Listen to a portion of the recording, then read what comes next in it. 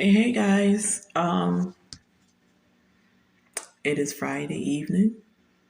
It is May 3rd, and it is the last day that I have to work here in my current position because I resigned 2 weeks ago. So today will complete my final shift.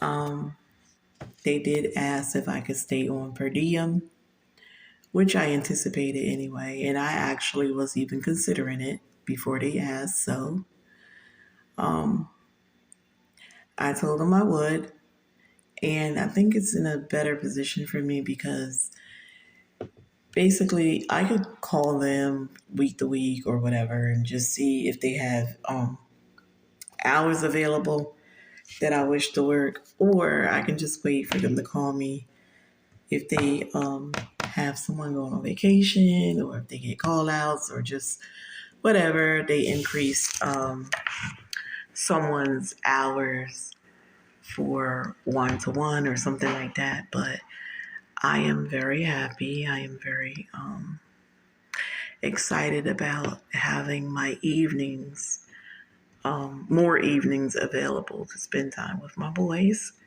versus always taking them to childcare and getting off at 11 p.m. and getting them, and we're getting home about midnight. So I am very, very happy about that. There are other things that I can do with my time.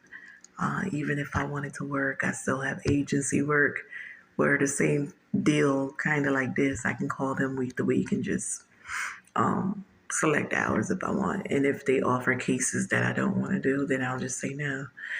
I can do like some more part-time case management, drug and alcohol counseling. It's a plethora of things that I can be doing, but I am just happy and I am blessed that I am able to move the way that I want.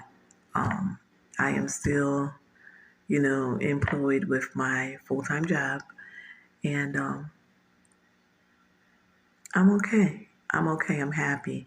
The summer months are coming. It's a lot that I have in store for me and the boys, a lot of plans, and I'm just going to make a lot of stuff happen. I'm going to spend more time with the family because for years, I was always too busy working and I missed out on a lot of family functions, on a lot of traveling, vacations, things like that. And now I am just being intentional about putting my family first.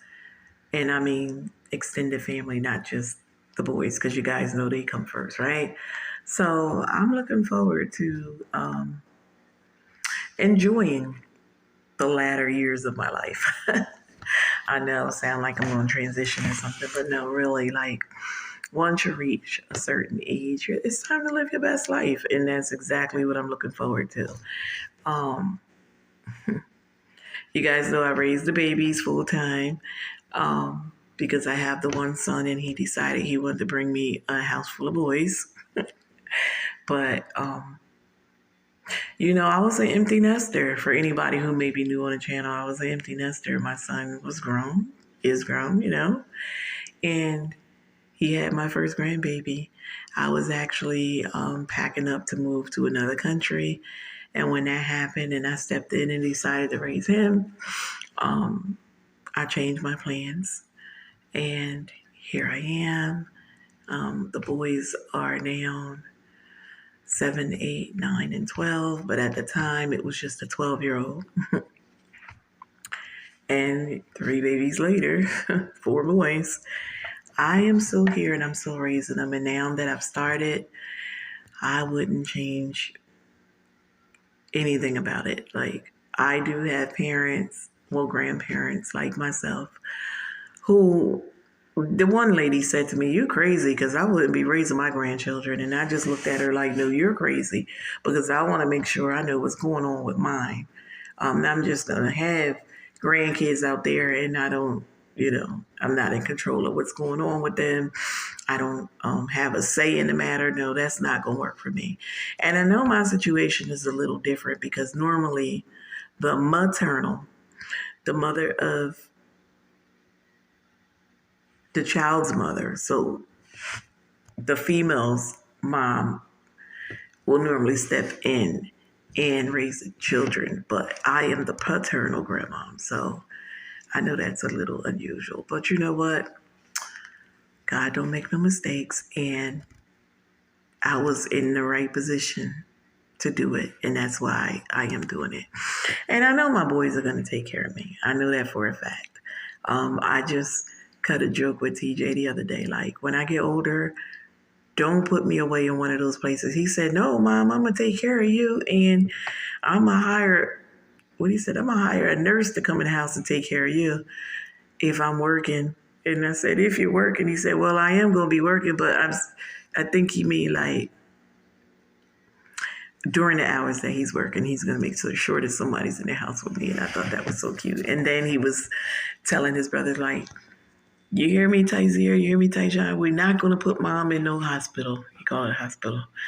We're not going to put Mom in the hospital. We're going to hire a nurse and pay her to take care of Mom. We want to make sure that Mom live with us. And I thought that was the sweetest. Now I have to decide which one of the boys I'm going to stay with. Because I know they're not going to stay together. Oh, my God.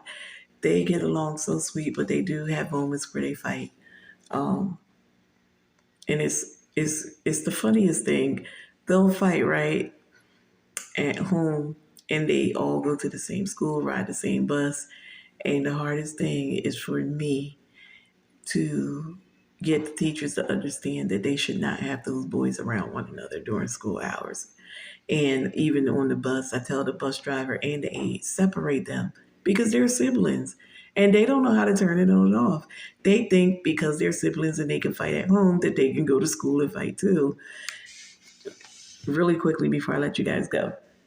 Last year, I had an incident where I was called by the school officials and they suspended all three of my boys for fighting on the bus. Strangest story you'll probably ever hear, right? Because they can't turn on and off the fact that they're siblings. And that's why I always told them from preschool, separate them during school because TJ is like, you hear the mother hen, he's the father hen. So he look after his little brothers. He watching everything about them. And I told the teachers, you're never going to be able to compete with TJ when it comes to those boys, so you have to separate them. Let me know down in the comments, do you guys ever encounter anything like that when you had a group of siblings around the same age that probably attended school at the same time, or do they fight at home? Just let me know, because they even fight at childcare. And sometimes a provider will call me like, I need you to talk to the 3Ts, and I bust out laughing. So yeah, that's what it's like being a full-time grandmom for my household. But again, I am going to make time for me and my boys and my extended family, and I'm going to live my best life. I just wanted to update you guys because I told you guys I will keep you in the loop. But I am planning on doing a live stream where I'm going to bring you guys all up to speed with what actually happened with that whole situation with that family. So love and respect to you all.